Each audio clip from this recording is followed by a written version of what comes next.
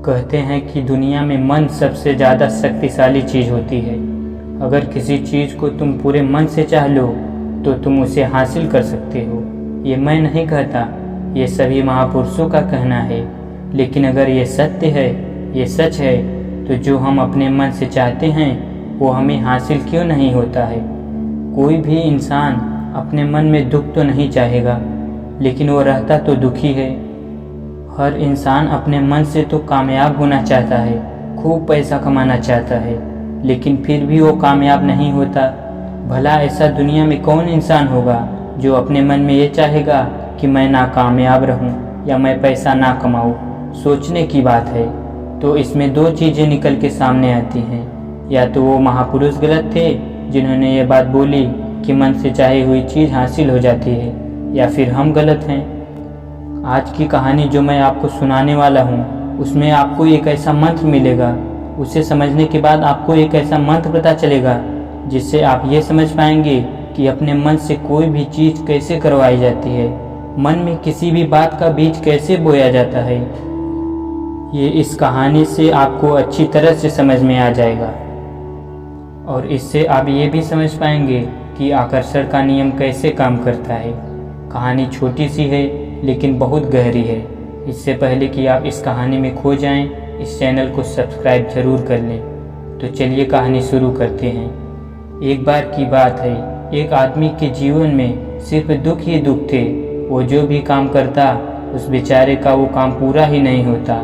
घर में आता तो घर में कलेश बना रहता, किसी से कोई मदद मांगता तो कोई उसकी मदद नहीं करता।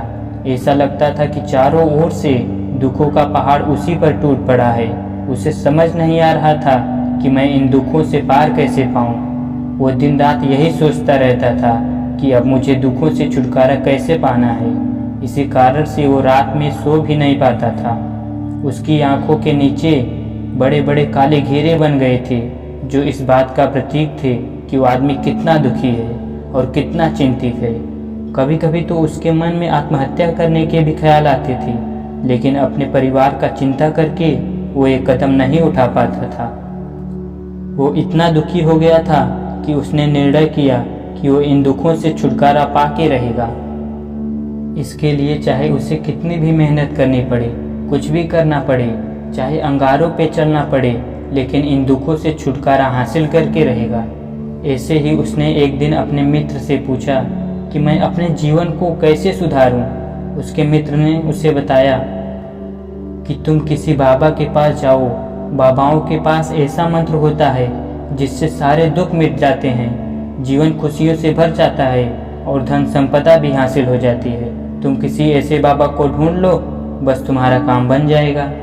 उस आदमी के मन में ये बात पूरी तरह से पक्की बैठ गई कि कोई बाबा ही मेरा दुख दूर कर सकता है, और इसलिए उसे किसी भी बाबा के बारे में पता चलता तो वो उस बाबा के पास पहुंच जाता, उस बाबा को अपनी समस्या बताता और उससे उसका समाधान पूछता और कहता कि बाबा मैं कुछ भी करने के लिए तैयार हूँ, आप जो कहेंगे मैं वो करूँगा, लेकिन मेरे जीवन को सुधार दीजिए। बाबा उसे कुछ टोने टोट के बता देते थे करने के लिए, और बदले में दान दक्षिणा ले लेते थे कि ये टोना टोटका करने के बाद तुम्हारे घर में सुख शांति बनी रहेगी। बस इस टोटके को पूरी विधि के साथ करना। वो आदमी घर लौटकर पूरी विधि के साथ टोने टोटके करने लगा, लेकिन बहुत टोने टोटके करने के बाद भी उसके जीवन में कुछ बदलाव नहीं आया। इसके विपरीत उसका जीवन और ज़्यादा दुखी हो गया। जो भी बाबा उसे टोना टोटका देता था वो बदले में उससे दान दक्षिणा लेता था, जिससे उसका धन भी धीरे धीरे खत्म हो रहा था। इससे उसके जीवन में दुख और ज़्यादा बढ़ गए। तब उसे लगा कि बाबाओं के पास जाने से मेरे जीवन में दुख कम होने के बजाय बढ़ते ही जा रहे हैं, तो मुझे क्या करना चाहिए? बाबाओं के पास जाऊं या ना जाऊं?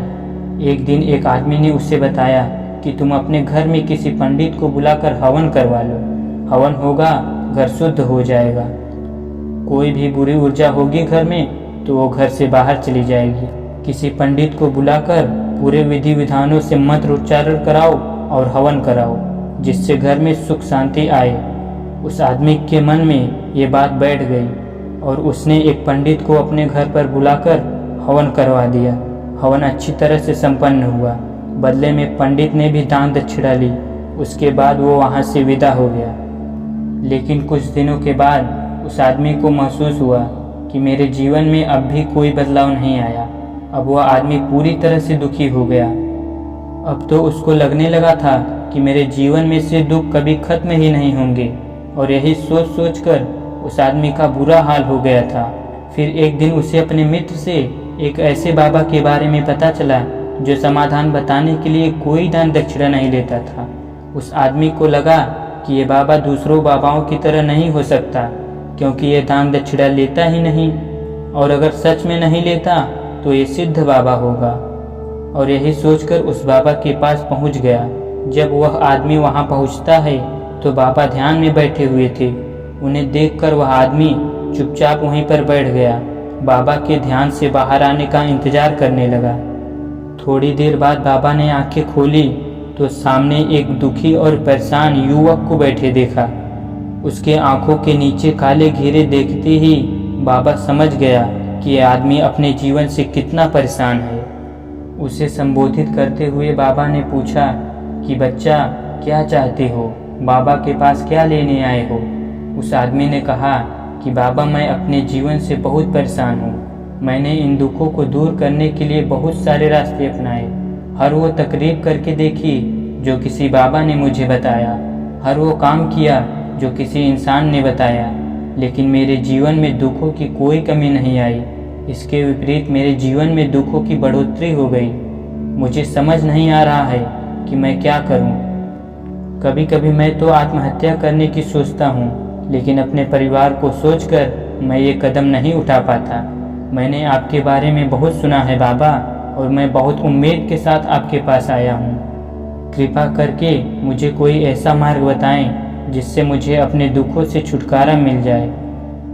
मैं अपने दुखों से छुटकारा पाने के लिए कुछ भी करने को तैयार हूँ। आप मुझे कोई भी रास्ता बताएं, चाहे वो कितना भी कठिन क्यों न हो, मैं उसे पार करके रहूँगा।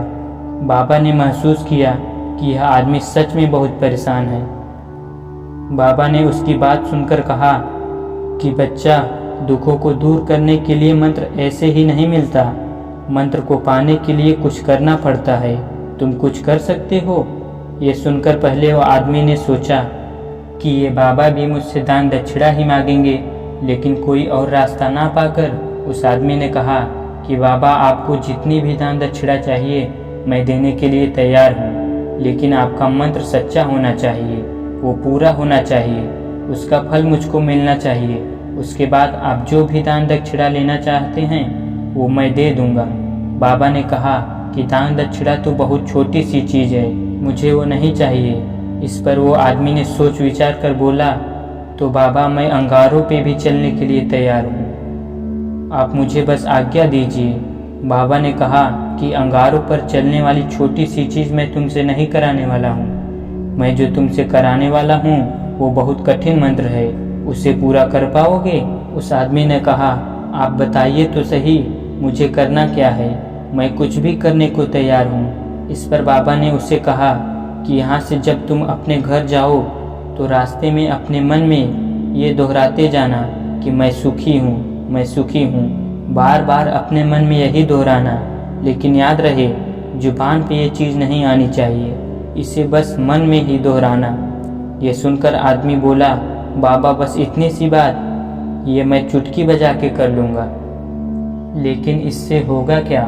बाबा बोले कि इस मंत्र को करके देखो, वैसे भी तुमने इतने बाबाओं के मंत्र किए हैं, तो इस मंत्र को भी करके देख लो। उस आदमी ने सोचा कि बाबा कुछ दान दक्षिणा तो ले नहीं रहे हैं, और छोटा सा मंत्र है, इसे तो मैं कर ही लूँगा। वो बोला, ठीक है बाबा, मैं ये मंत्र जरूर करूँगा। वो आदमी ये कहकर वहाँ से उठ के चलने लगा।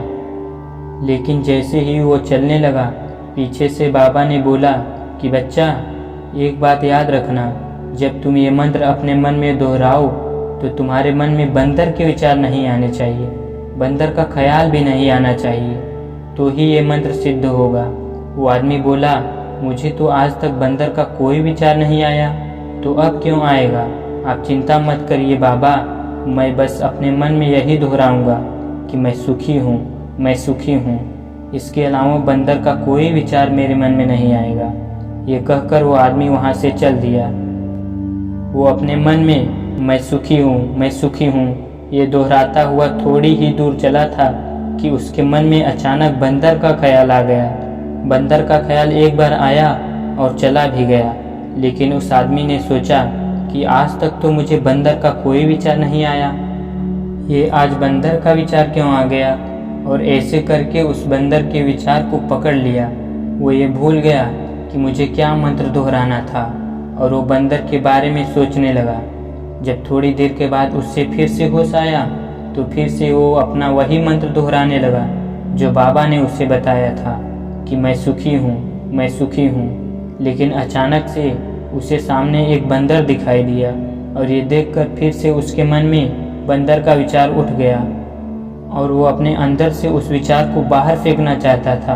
वो चाहता था कि मेरे अंदर किसी भी तरह बंदर का विचार ना आए, लेकिन उससे सामने तो बंदर ही दिखाई दे गया। ऐसे ही जद्दोजहद करते करते वो अपने घर पे पहुंचा और घर पे पहुंचने के बाद अपनी पत्नी को कहा कि हे बंदरिया, मुझे खाने में बंदर परोस दो। और जब उसे एहसास हुआ कि उसने क्या बोल दिया तो वो अपने बाल नोचने लगा और दीवारों में सर मारने लगा कि आज तक मुझे बंदर का कोई विचार नहीं आया और आज मुझे ये क्या हो गया है कि हर जगह मुझे बंदर ही बंदर नजर आ रहे हैं। ये कैसी माया है। यही सोचकर वो आदमी रात भर सो नहीं पाया। रात भर करवटें बदलता रहा और सुबह उठ के सीधे उसी बाबा के पास पहुंच गया और उसके चरणों में गिरकर कहा कि बाबा, पता नहीं क्या चमत्कार हो रहा है। आज तक मुझे बंदर का कोई विचार नहीं आया, लेकिन कल से जब से आपने मुझसे कहा कि बंदर का विचार नहीं आना चाहिए, तब से मुझे हर जगह बंदर ही बंदर नजर आ रहे हैं। उस आदमी ने कहा कि बाबा, मुझे तो आपके पीछे पेड़ पर बैठा हुआ बंदर भी केले खाता हुआ दिखाई दे रहा है। ये हो क्या रहा है बाबा। ये सुनकर बाबा हंसने लगा और हंसते हुए कहे, बच्चा, मन का जाल एक ऐसा जाल है जिसे समझ पाना इतना आसान नहीं है। बंदर तो तुम्हारे रास्ते में पहले भी आते थे। जब तुम मेरे पास आए थे तो इन्हीं पेड़ों पे ये बंदर घूम रहे थे, लेकिन तब तुम्हारे मन में ये बंदर नहीं था। तब तुम्हारे ध्यान में सिर्फ अपने दुख थे। इसके बाद बाबा ने उसे बताया कि हम जिस चीज़ से भी दूर भागना चाहते हैं, वही चीज़ हमारे मन में बहुत गहरे से प्रविष्ट हो जाती है। वो हमारे अंदर मन में समा जाती है। असल में जिस चीज़ से भी हम छुटकारा पाना चाहते हैं, उससे छुटकारा इसलिए पाना चाहते हैं कि वो हमारे साथ बहुत गहरे से जुड़ी हुई है, और हम जितना ही उससे छुटकारा पाना चाहते हैं, वो उतनी ही गहरी हमारे मन में बैठती चली जाती है और आखिरकार वो हमारे अंदर मन में छा जाती है। ऊपर से तो हम चाहते हैं सुखी होना, कि मैं सुखी हूँ, सुखी हूँ।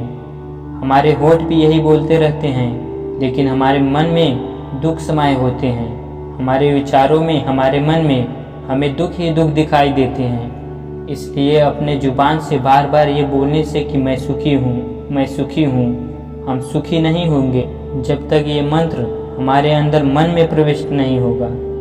इस पर उस आदमी ने पूछा कि बाबा, ये मंत्र हमारे अंदर मन में प्रविष्ट कैसे होगा।